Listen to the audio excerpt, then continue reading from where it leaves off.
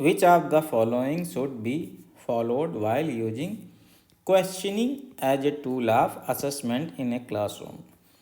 एक कक्षा में प्रश्न पूछने को आकलन के एक साधन के रूप में उपयोग करते समय निम्नलिखित में से किसका अनुपालन करना चाहिए।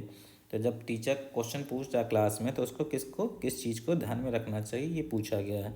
पहला है asking questions only from low achievers, केवल कम उपलब्धि प्राप्त करने वाले बच्चों से प्रश्न पूछना, तो ये गलत हो जाएगा।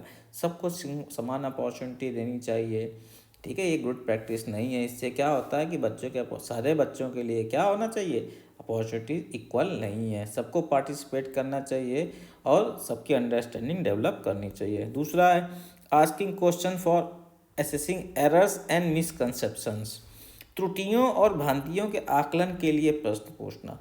ये एक बहुत ही हाईली इफ़ेक्टिव अप्रोच होती है।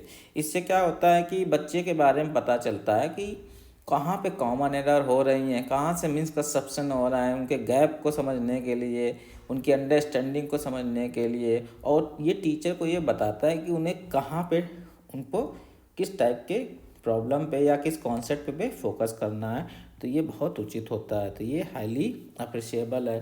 तीसरा है asking too many question without pause, बिना समय दिए बहुत सारे प्रश्न पूछना, तो ये बिल्कुल गलत हो जाएगा।